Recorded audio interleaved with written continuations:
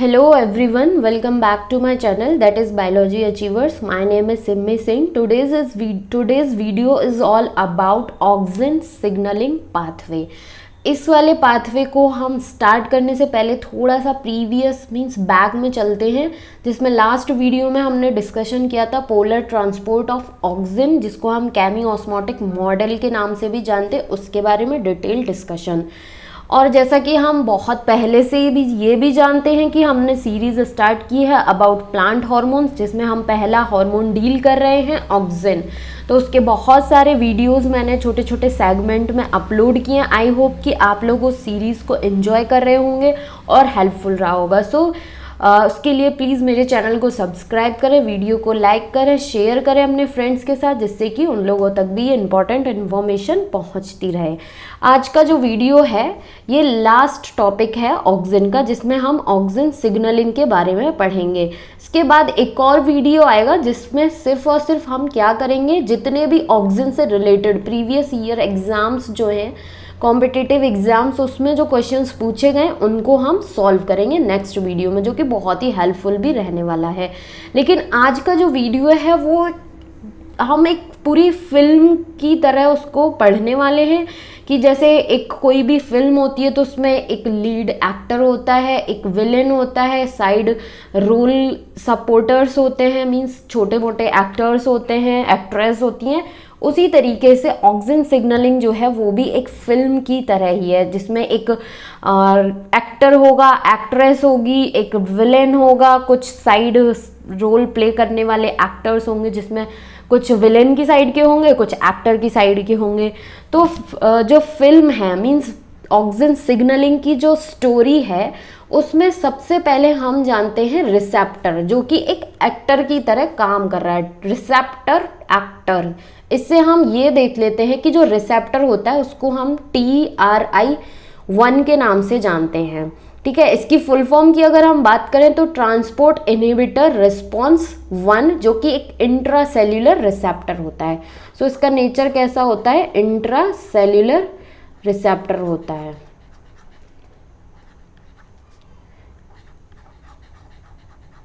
Intracellular receptor means nuclear localizing receptor भी होता है, मीन्स न्यूक्लियस में प्रेजेंट होने वाला रिसेप्टर है. इस तरीके का इसका नेचर है. उसके बाद एक खतरनाक सा विलेन आता है स्टोरी में, जिसको हम रिप्रेसर बोलते हैं. रिप्रेसर मतलब कि एक्टर को भी मारने का काम कर रहा होगा और उसके जो सपोर्टर्स होंगे उन सबको मारने का काम कर रहा होगा. सो रिप्रेसर मीन्स इनहिबिटर की तरह भी बोल सकते हैं. वो क्या होता है, AUXIAA. ये जो है ये क्या है, उस फिल्म का विलेन है. मीन्स ऑक्सिन सिग्नलिंग में जो इनहिबिटर का काम कर रहा होगा रिप्रेसर की तरह, वो क्या है, AUXIAA, जिसको हम इनहिबिटर ऑफ ऑक्सिन सिग्नलिंग के नाम से जानते हैं. उसके बाद उसमें एक बहुत ही अच्छा नेचर वाला इंसान होगा, जिसको हम ARF ट्रांसक्रिप्शन एक्टिवेटर के नाम से जानते हैं.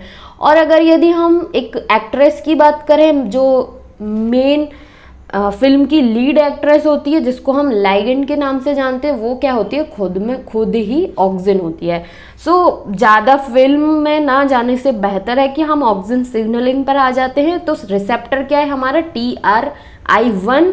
रिप्रेसर क्या है, मीन्स इनहिबिटर क्या है, AUXIAA.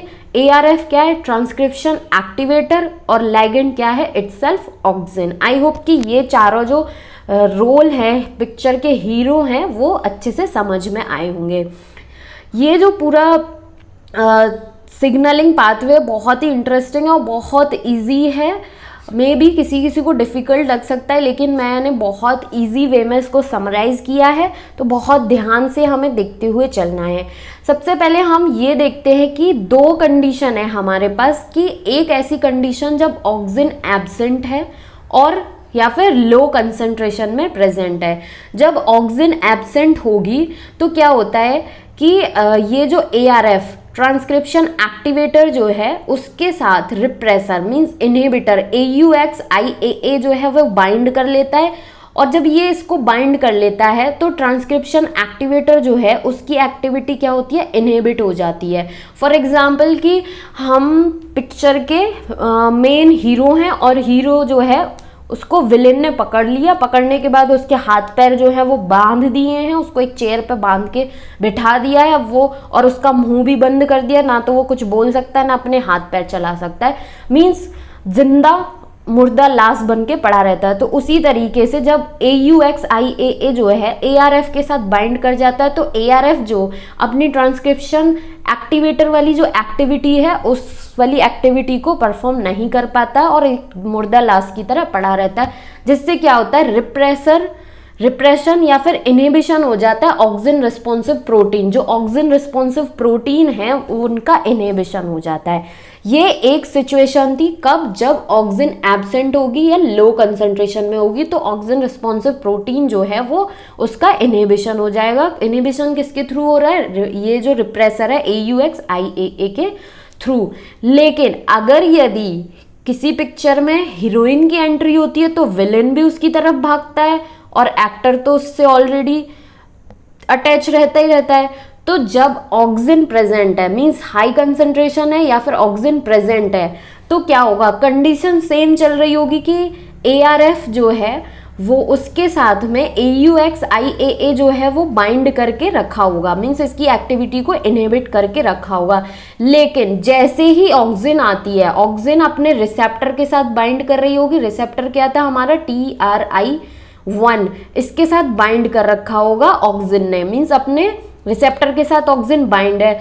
तो जब ऑक्सिन इसके साथ बाइंड है तो ऑक्सिन क्या करती है, इंड्यूस करती है ये जो रिप्रेसर है कि वो बाइंड कर जाए TRI1 के साथ।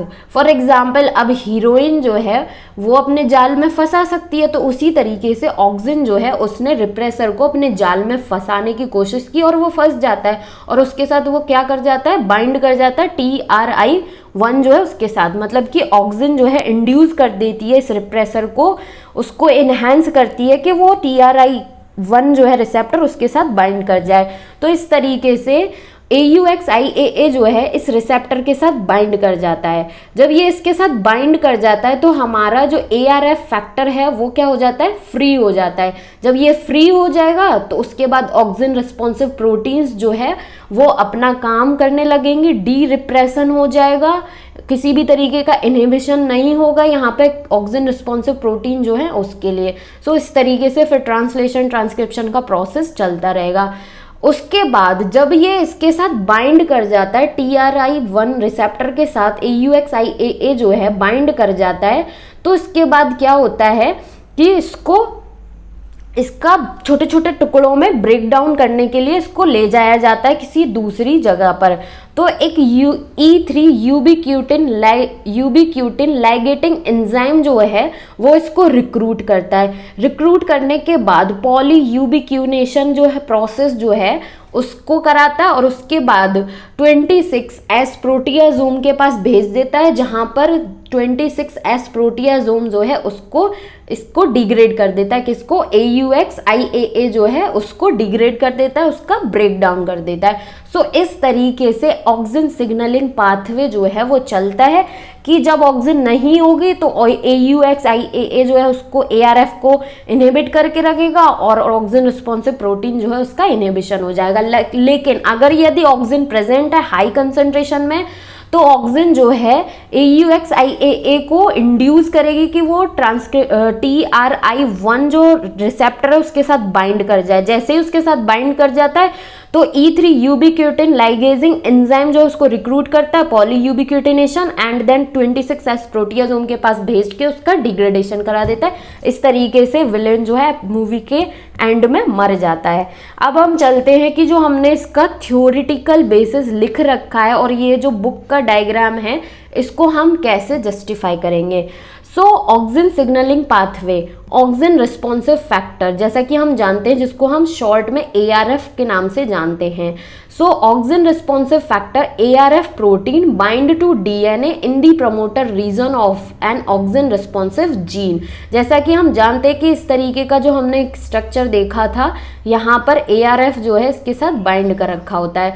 सो ARF जो है वो क्या करती है, बाइंड करती है DNA in the promoter region of auxin responsive gene, but transcription is prevented by the presence of AUXIAA repressor protein. और इसी के साथ जैसा कि हम देख चुके AUXIAA जो है ये बाइंड करके रखा होता है, तो इसकी वजह से ट्रांसक्रिप्शन का प्रोसेस जो है वो क्या होता है, इनहिबिट हो रखा होता है। लेकिन when auxin level are elevated, means जब ऑक्सिन की कंसंट्रेशन ज़्यादा होगी, ऑक्सिन प्रेजेंट होगा, जिसको हम A से रिप्रेजेंट कर रहे हैं, तो जब ऑक्सिन की लेवल कंसंट्रेशन ज़्यादा होगी तो ये ऑक्सिन क्या है, कंबाइन कर जाएगा with a nuclear located auxin receptor TRI1 to form an auxin TRI1 complex. तो हम देख चुके हैं कि जब सेकंड वाला जो केस था उसमें कि जब ऑक्सिन प्रेजेंट और कंसंट्रेशन हाई है तो ऑक्सिन जो है वो nuclear located auxin receptor TRI1 जो है उसके साथ बाइंड कर जाएगा और एक कॉम्प्लेक्स बना लेगा जिसको हम ऑक्सिन TRI1 कॉम्प्लेक्स के नाम से जानते हैं। सो ये कॉम्प्लेक्स बन जाएगा। उसके बाद ऑक्सिन जो है वो क्या करती है, इंक्रीज कर देती है affinity of TRI1 for AUXIAA। Auxin जो है वो इंड्यूस कर रही थी इसको कि ये TRI1 के साथ बाइंड कर जाए। सो इसका मतलब यही है कि auxin increases the affinity of TRI1 for AUXIAA and facilitate the dissociation of AUXIAA from the ARF। जब ऑक्सिन AUXIAA को इंड्यूस कर रही थी कि वो TRI1 जो है उसके साथ बाइंड कर जाए, तो वो बाइंड भी कर रहा था और इसकी वजह से ARF जो फैक्टर था वो क्या हो जा रहा था, फ्री हो जा रहा था। बिकॉज AUXIAA जो है TRI1 के साथ बाइंड कर जाता है तो ARF से वो डिसोशिएट हो जाता है और ARF क्या होता है, फ्री हो जाता है। Now, removal of the AUXIAA protein from the ARF derepresses the genes। और जब ARF फैक्टर जो है फ्री हो जाता है AUXIAA से तो उसके बाद क्या हो जाता है, ऑक्सिन रिस्पॉन्सिव प्रोटीन्स जो हैं उसके जो जीन्स जो इस प्रोटीन के लिए रिस्पॉन्सिबल है उनका डीरिप्रेशन हो जाता है और उसके बाद ट्रांसक्रिप्शन ट्रांसलेशन का प्रोसेस स्टार्ट हो जाता है। इस तरीके से biosynthesis means signalling pathway run होता है। उसके बाद अलाउइंग ट्रांसक्रिप्शन ऑफ mRNA, उसके बाद ट्रांसक्रिप्शन का प्रोसेस स्टार्ट होता है and translation of auxin induced protein including AUXIAA।